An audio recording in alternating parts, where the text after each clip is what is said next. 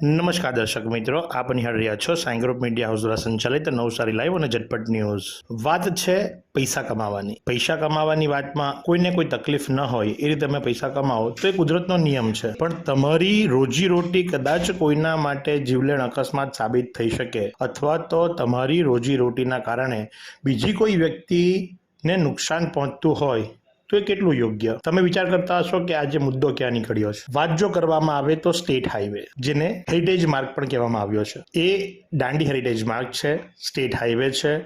વાત જો કરવામાં આવે તો છાપરા રોડથી ગાંધી સ્મૃતિ ફાટક સુધીનો જે રસ્તો છે, જ્યાં સર જે સ્કૂલ આવી છે, એ રોડની બંને બાજુએ કોઈ પણ પ્રકારની પરવાનગી લીધા વગર પોતાની મનસ્વી રીતે જાહેર માર્ગ ઉપર ફ્રૂટનું વિતરણ કરવા વાળાઓનો રાફડો ફાટી નીકળ્યો છે। સામાન્ય વસ્તુ છે, એ લોકો રોડ ઉપર ફ્રૂટ વેચે, ગ્રાહકો લેવા માટે આવે, ગ્રાહકો પોતાની ગાડી ત્યાં પાર્ક કરે, એના કારણે બોટલનેક થાય, ટ્રાફિક જામ થાય। બાજુમાં જ શાળા આવેલી છે, શાળા છૂટવાના સમયે અને શાળા શરૂ થવાના સમયે ભયંકર મોટો ટ્રાફિક જામ થાય છે।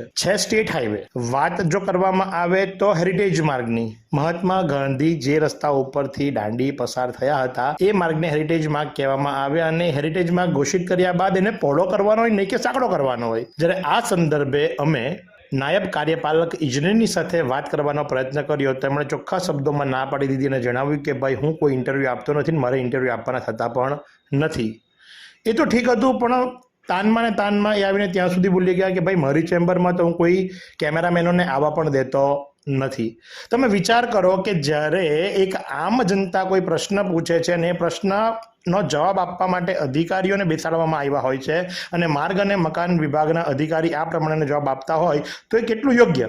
નાયબ કાર્યપાલક ઇજનેર ની જ સાથે વાત કરવામાં આવી તો એમણે પલ્લું ઝાડી દીધો, હું કોઈને અંદર આવવા દેતો નથી, હું કોઈને ઇન્ટરવ્યૂ આપતો નથી, તમારે વાત કરવી હોય તો કાર્યપાલક ઇજનેરની સાથે વાત કરો। કાર્યપાલક ઇજનેર નવા આવ્યા છે, મિટિંગમાં હતા, ચેમ્બર બંધ હતી, એમના ચેમ્બરની બહાર બોર્ડ લગાવવામાં આવ્યું હતું કે કાર્યપાલક ઇજનેર જ્યારે પ્રવાસ દરમિયાન હોય, મુસાફરી દરમિયાન હોય, સાઇટ વિઝિટ માટે ગયા હોય તો નીચેના અધિકારીની સાથે તમે જનસંપર્ક કરી શકો છો। પ્લેટ લાગી છે પણ ત્યાં કોઈ નામ નથી, તો કોની સાથે સંપર્ક કરવો? આખો બનાવ કઈ રીતે બન્યો, કયા જાગૃત નાગરિકે પ્રશ્ન પૂછ્યો, એ પણ નિહાળો। મારું નામ છે પ્રદીપ ગંગાસાગર સોનકર। હું એક જાગૃત નાગરિક તરીકે માર્ગ અને મકાન વિભાગને કહેવા માગું છું કે આ સ્ટેટ હાઈવે છે અને દાંડી હેરિટેજ માર્ગ છે। આ રસ્તા ઉપરથી પબ્લિકનું અવર જવર વધારે છે અને આ જગ્યા પર જે દબાણ કરીને આ જે દુકાનો લગાવેલી છે અને કોઈ અકસ્માત થાય, તેની જાનહાનિ થાય કોઈ પણ પ્રકારની અને કોઈને નુકસાન થાય તો તે કેટલું યોગ્ય છે તે હું કહેવા માગું છું। વહેલા તકે ને કોઈ ધંધો કરે તેનાથી મને કંઈ તકલીફ નથી, પણ આ રસ્તા પર છે એના કારણે આ વહેલા તકે દબાણ હટાવવા માટે વિનંતી કરું છું। તો જે પ્રમાણે આપ જુઓ છો કે એક જાગૃત નાગરિક પોતે આટલું વિચારી શકતો હોય તો શું માર્ગ અને મકાન વિભાગે વિચારવું ન રહ્યું કે હેરિટેજ માર્ગ છે, દાંડી જતો માર્ગ છે, સ્ટેટ હાઈવે છે, બાજુમાં શાળા આવી છે, આ રીતે અનઅધિકૃત રીતે આજે માત્ર રાફડા ફાટ્યા છે ફ્રૂટ વેચવાના, કાલ ઉઠીને પછી ત્યાં મકાનો બનશે, બરાબર, ત્યાર પછીથી એને જ તમે લોકો ખસાડવા માટે આવાસ ફાળવશો અને એમાં કેટલા ભારતીય નાગરિક છે એ પણ જોવાનું રહ્યું, કારણ કે વિશ્વસનીય સૂત્રો તરફથી માલુમ પડ્યું કે એમાંથી ઘણા બધા પરપ્રાંતિયો છે, સ્થાનિક કોઈ રહેવાસી જ નથી। તો હવે આ વિષય ઉપર માર્ગ અને મકાન વિભાગ કઈ એક્શન લેશે ખરું? નિહાળતા રહો નવસારી લાઈવ।